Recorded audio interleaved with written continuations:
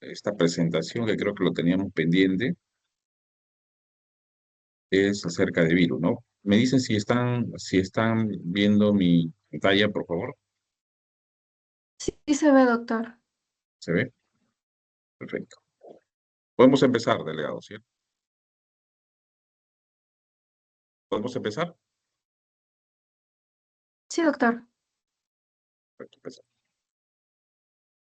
Eh, Bien, vamos a tener esta parte de la parte de virología, que son las generalidades. Para tener en cuenta, nosotros tenemos que saber que los virus, pues, son parásitos intracelulares obligatorios, es decir, por sí solos, ellos no pueden sintetizar energía, decía ATP, ni proteínas, si es que no están relacionados con una célula. Entonces, los virus no son seres celulares y dentro de su genoma puede ser ARN o ADN, pero nunca pueden ser ambos. Entonces, también ellos poseen una cápside proteica y algunos una envoltura. Entonces, también son datos que los diferencian, ¿no? Eh, los virus no se replican por división, ¿no? Sino se ensamblan a otras células y esa es la manera de cómo se van renovando. ¿Por qué estudiamos nosotros a los virus? Primero, por su importancia biológica, que todos los seres vivos del planeta tienen virus, que los parasita. Por la importancia clínica, son causantes de numerosas enfermedades, ¿no? Hace poco hemos tenido el COVID que hemos pasado, generado por un virus, y así algunas otras enfermedades recientes que tenemos, la influenza, son estacionales, son causados por virus. Y son importantes herramientas también de investigación, ¿no? Porque a veces se utilizan estos virus para conocimiento de los genes, mecanismos de replicación, transcripción, ácidos nucleicos, que nos pueden dar esos datos. Si vemos en esta gráfica, podemos nosotros darnos cuenta de cómo es el tamaño de un virus. Y estamos yendo de lo más grande a lo más pequeño, ¿no? Entonces, si nosotros hacemos más o menos en 1 centímetro, tenemos ahí el dato marcado, ¿no? Pero ya cuando nosotros necesitamos, cuando hablamos de milímetros, hasta centímetros nosotros podemos visualizarla, ¿no? La visión normal con nuestro ojo humano, pero ya cuando necesitamos de un microscopio, es cuando estamos hablando de milímetros, ¿no? Y utilizamos ahí el microscopio de luz, y ahí, ¿qué vamos a encontrar? ¿No? Las células, tanto de animales, vegetales, las bacterias, ¿no? Pero ya cuando es mucho más pequeño y vemos el virus, ya podemos inclusive utilizar el microscopio electrónico, ¿no? Porque es mucho más pequeño. Y si es mucho más pequeño, ya virus, ribosomas, proteínas, moléculas mucho más pequeñas o los átomos, podemos utilizar los rayos X o la resonancia magnética, ¿no? Y estos son los componentes del virión, ¿no? Ahí vemos ahí la estructura, puede ser DNA o RNA, hemos dicho, tiene una estructura de proteínas, enzimas y ácidos nucleicos, la nucleocápsida, y algunos que no tienen nucleocápsida pueden ser como virus desnudos, ¿no? La nucleocápsida más las glucoproteínas y más una membrana y glucoproteína forman la envoltura del virus, como vemos aquí, ¿no?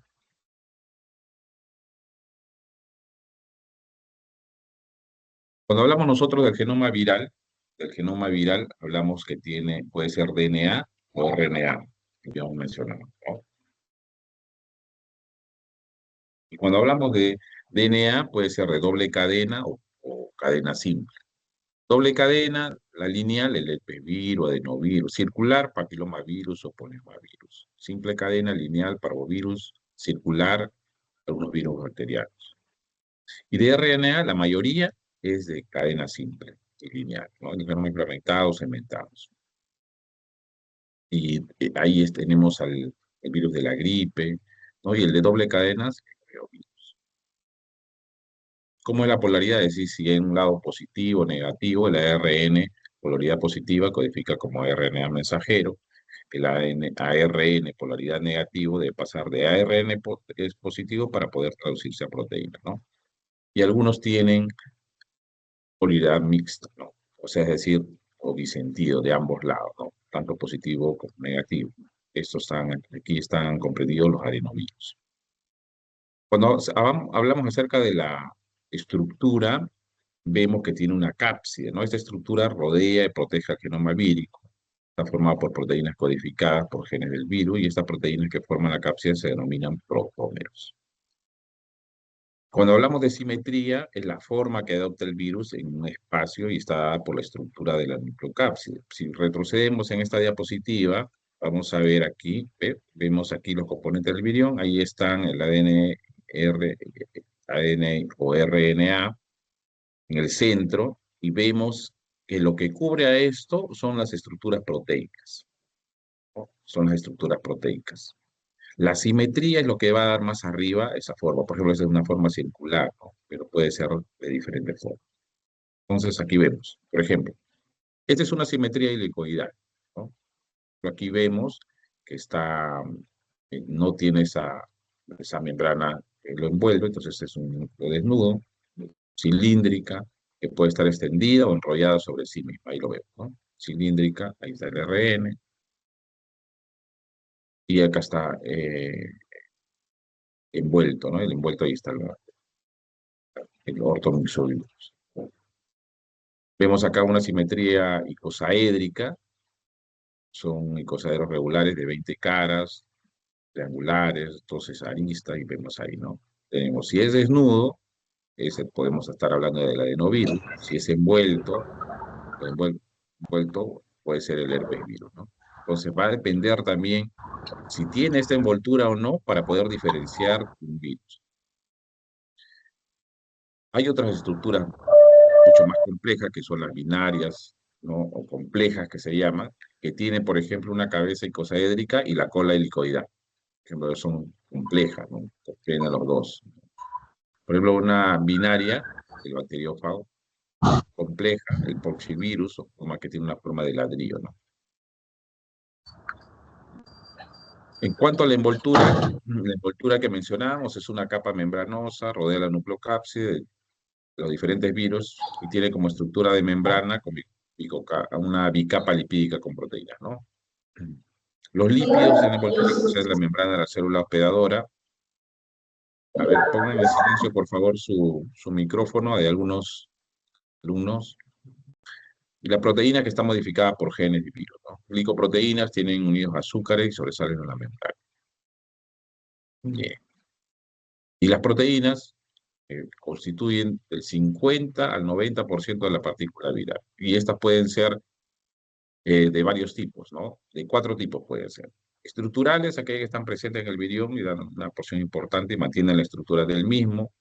De superficie, aquellos que constituyen pues, los capsómeros, peplómeros, las proyecciones de la envoltura, las glicoproteínas y eso. Las internas, ya ubicadas en la cara interna de la envoltura, entre capas, ¿no? Y en el centro del virión, y aquellas no estructurales. Las no estructurales son aquellas enzimas que requieren para el ciclo de replicación, ¿no? Y esos se van a sintetizar ya en la fase misma de la replicación. ¿Cómo clasificamos nosotros a los virus? Lo podemos clasificar de acuerdo al genoma, ¿no? Porque puede ser de tipo ácido nucleico, de acuerdo al tipo de ácido nucleico y característica del mismo, o sea, un ADN o ARN. Tamaño del virión también es una forma de clasificarlo, ¿no? Si tiene cápside, de acuerdo a la simetría. Si tiene una envoltura, presencia o ausencia de envoltura, ¿no? Lo hemos mencionado, ¿no? Desnudo o con envoltura. Genómica, ya hacemos de acuerdo a la secuenciación nucleótida que se tiene, ¿no? La secuenciación de núcleo. Y acá está una clasificación de Baltimore, cómo se clasifica, ¿no? Los adenovirus, de acuerdo si tienen ADN o RNA, del tipo 1, del tipo 2, del tipo 3, del tipo 4, ¿no? Ya con RNA del tipo 5, y aquellos que hacen son retrovirus, de RNA pasan a DNA, ahí están los retrovirus o el hepatnavirus.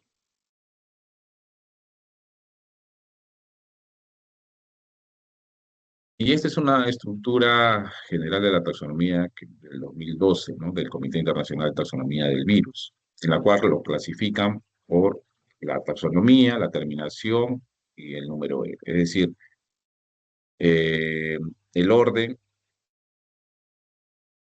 la familia, su familia, género y especie. Y la terminación puede ser virales, viridae, virinae, virus. ¿No? ¿Cuántos de ellas tenemos? Ahí tenemos algo, ¿no? Pero aquí, ¿cuál es el problema? Que no distingue fácil formalmente entre subespecies, cepas o aislamientos. Y ahí le dejamos algunos más, unos enlaces donde ustedes pueden revisar cómo se establecen los datos del virus universal, ¿no? Según la clasificación. Les voy a compartir la diapositiva para que ustedes puedan tenerlo en la mano y puedan verlo, ¿no? Bueno, y acá básicamente era lo que nosotros veíamos como la arquitectura de cada virus, RNA, por ejemplo, ¿no? Si el nucleocápsides, cómo lo clasifica, el RNA, si es icosaédrico o helicoidal, si está desnudo o si tiene envoltura. Y lo helicoidal, todos tienen envoltura, y de acuerdo a eso, a la cantidad de segmentos de la genoma de la arquitectura, lo clasifica el Baltimore, ¿no? Tipo 3, tipo 4, ahí está. De igual manera aquí, ¿no? Este es en el RNA, este es en el ADNA, ¿no? Si son icosaédricos, puede estar desnudo con envoltura, ¿no? O desnudo con envoltura citoplasmática, y en la parte helicoidal o complex con envoltura o con envoltura citoplasmática. Que es un punto importante que sí tenemos que tener en cuenta, es etapas de la replicación viral, ¿no? ¿Cómo son las etapas? Tenemos ahí eh, las tres etapas. La primera es la iniciación y se subdivide en absorción, que es la unión específica de la proteína viral de superficie con el receptor de membrana celular. Sabemos que nosotros, el virus por sí solo no puede actuar, tiene que adherirse a una célula. Entonces, la primera parte es que hay una absorción, ¿no? Después viene la penetración por un tema de endocitosis, es decir, la misma célula hospedadora hace una endocitosis mediada por un receptor y ahí se fusiona. Después viene el desnudamiento del genoma viral, ¿no? Sale su envoltura, se desnuda el genoma viral, va al citoplasma, en los poros de la membrana nuclear. La otra parte, la otra etapa de la replicación es la expresión y replicación del genoma. O sea, los genomas virales poseen diferentes estrategias de multiplicación. El ARN mensajero viral, síntesis de proteínas virales. Y aquí va a generar o sintetizar proteínas que interfieren con el metabolismo celular, las polimerasas, que hacen síntesis de ácidos nucleicos, los estructurales forman la estructura de los viriones, como ya hemos mencionado, ¿no? Y la otra etapa, la tercera, es el ensamble, maduración y egreso de la célula infectada. Primero en la parte intracelular, en el citoplasma celular, luego el núcleo celular, y ahí viene este ensamble simultáneo del egreso de la célula, la membrana citoplasmática, los virus emergen por portación, lisis celular, y nuevamente ensamble con el núcleo celular. Ahí está. Por ejemplo, acá vamos a ver. Aquí está. Paso a paso, cómo se da. Primero es a ver, la, la absorción y la penetración por fusión, ¿no? Vemos aquí el virus con su envoltura, se adosa a la membrana, hace una endocitosis, ingresa. Ingresa el virus y desnuda, ¿no? Se desnuda, inmediatamente salen las proteínas de la síntesis, el citoplasma va a llegar al núcleo, hay una síntesis de proteínas temprana y una replicación, como vemos acá, el DNA empieza a replicarse, ¿no? Y hay una síntesis de proteínas mucho más tardías, digamos así, ¿no? E infectan nuevamente, van a liberar por exocitosis, hacen una lisis de estas células y nuevamente se replica a otro tipo de células, ¿no? Y así lo van a infectar. Este es otro tipo de gráfico que es lo mismo, ¿no? Sintetizado en una sola célula. Y vemos acá este gráfico, es la curva de crecimiento de un único ciclo de multiplicación viral, ¿no? Cómo van en la parte temprana y en la fase más tardía, va incrementándose, ¿no? La replicación viral de menos a más.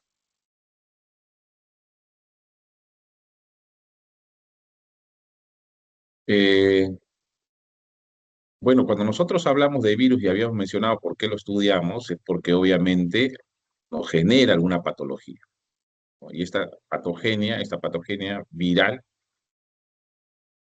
o virulencia va a depender mucho tanto del virus como del huésped.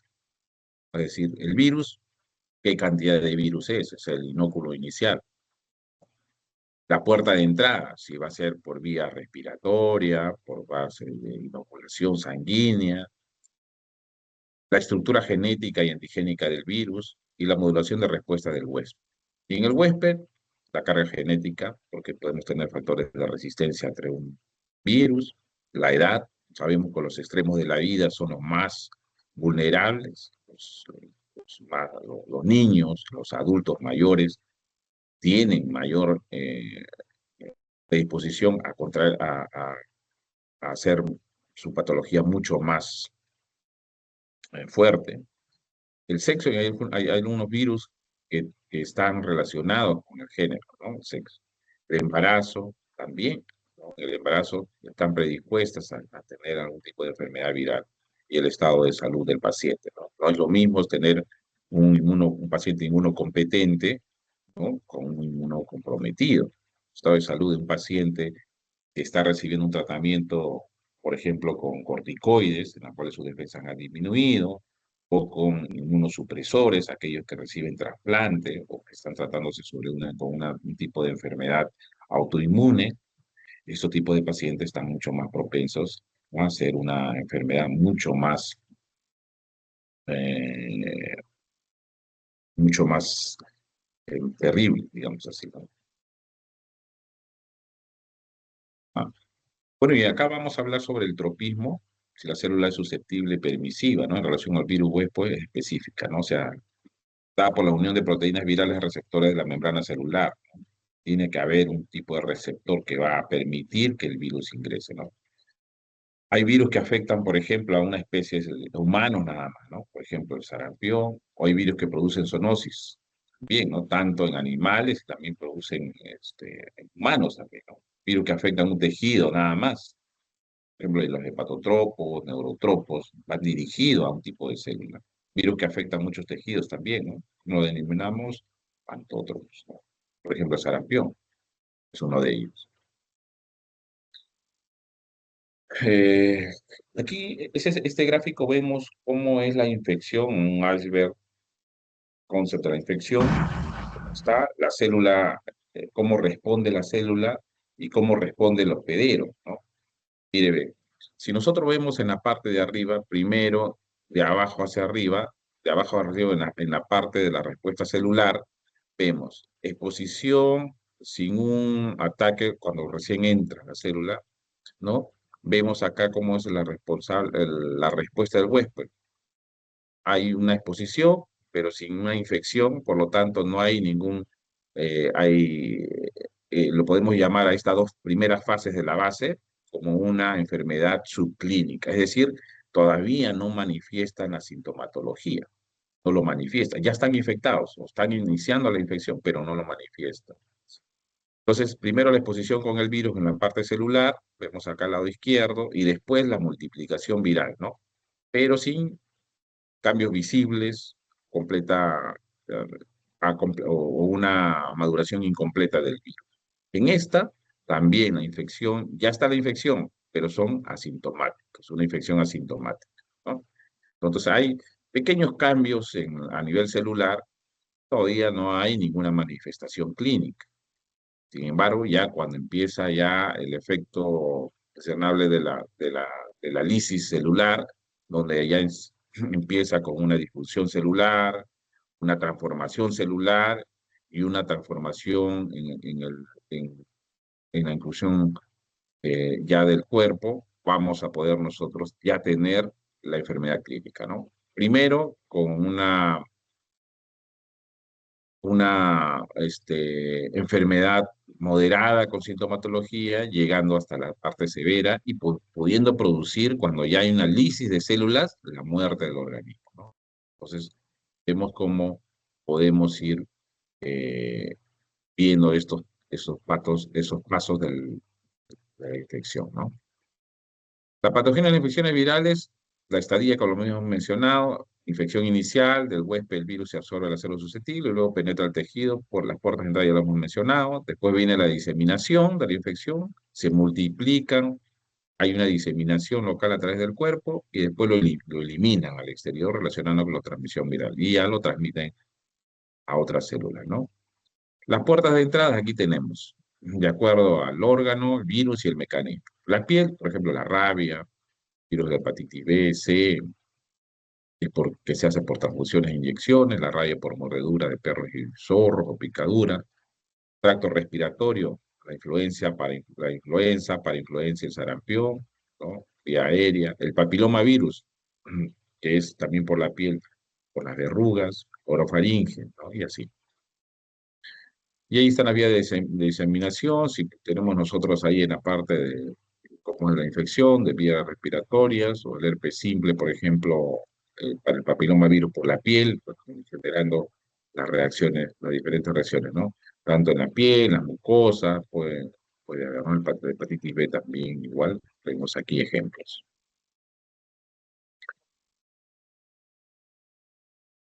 Y otro punto importante que debemos saber es cómo la transmisión de este virus al exterior del organismo. Liberación de las células, salida del huésped, transporte a través del medio ambiente de forma viable, entrada, y una entrada apropiada al nuevo huésped susceptible, ¿no? Es decir, el virus sale al medio ambiente y cómo nos contagia.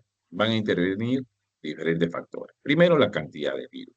Si hay muy poca cantidad, fácilmente se puede eliminar y no puede contagiar, pero si hay una mayor cantidad de virus, mucho más problemática. La estabilidad viral en el medio ambiente, ¿no? Hay unos virus que a temperatura ambiente o en medios sólidos de superficie no toleran mucho tiempo, minutos, y hay otros que sí, pueden estar inclusive meses activos.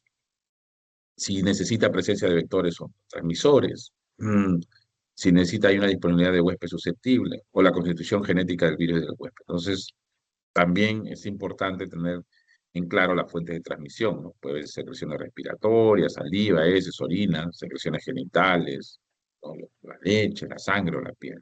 Importante, ¿no? Acá están los tipos de infecciones que nosotros tenemos. Ah, la infección aguda, ¿no? Vemos que es rápida y la infección aguda sí, con raras complicaciones, infecciones latentes, como por ejemplo la varicela zoster, ¿no? Que da después el herpes zóster, ¿no? La varicela se cura aparentemente, todos lo tenemos, pero en un momento que pueda bajar la defensa, se activa. Ya no como varicela, sino como el herpes zóster, ¿no? No hay infecciones. Hay otras que se mantienen ante el tiempo, ¿no? O de baja infección y que va incrementando a través de los años. Otro punto importante que nosotros debemos saber o debemos conocer son el efecto de los agentes físico-químicos sobre los virus, ¿no? Podemos decir que de repente algunos eh, cómo estos agentes físico-químicos actúan sobre el virus. Para eso tenemos que determinar la viabilidad de las muestras clínicas para el diagnóstico virológico, la conservación de vacunas virales a virus vivos. Aquí se debe estimar la inefectividad de la temperatura ambiente, cómo se hace la decontaminación de los materiales, y así también de repente efectuar un tratamiento adecuado para el agua potable. Es importante. ¿Cuáles son estos efectos físico-químicos sobre el virus? La temperatura. Hay virus que son lábiles al calor. En general, la mayoría de los virus se inactivan por una hora a 60 grados centígrados. pH medio iónico también. ¿Dónde se conserva? En medios isotónicos, o sea, un pH neutro, pH fisiológico. Sin embargo, hay virus que todavía establecen estable a pHs ácidos. Sobre un pH 3, el enterovirus todavía se mantiene. Las radiaciones ultravioletas o ionizantes también inactivan a los virus por acción sobre el genoma viral. Los solventes lípidos, los virus envueltos, pues, como tienen parte lipídica, son sensibles, por ejemplo, al éter, cloroformo, las sales biliares, detergentes, ¿no? Sin embargo, si no tienen esta envoltura, o sea, son virus desnudos, estos solventes lipídicos no le van a hacer nada, porque no van a atacar a su membrana, solventes lipídicos, los enterovirus. Sí, todavía. Tiene reunión con Roberto. Me dice. ¿Yo? Ya, Ojalá ni siquiera así. perfecto. Oye, me mando yo. Ya.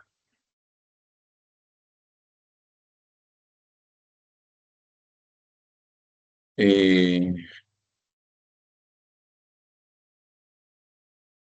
y bueno, y aquí para ya ir avanzando, los métodos diagnósticos directos que detectan la presencia de virus en muestras clínicas, detección de virus como agente infeccioso de aislamiento viral, detección de partícula viral con microscopía electrónica, antígenos virales, IFI, IPE, genomas virales, PCR y PCR moleculares.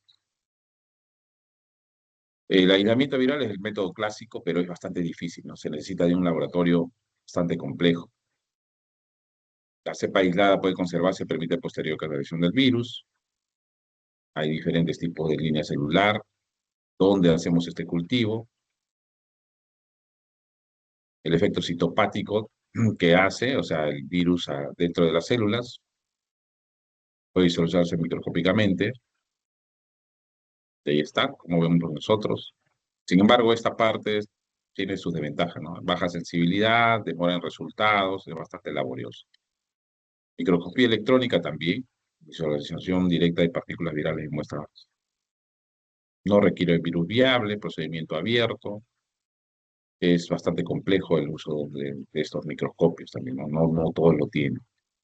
Y nos dan una fotografía de los virus, ¿no?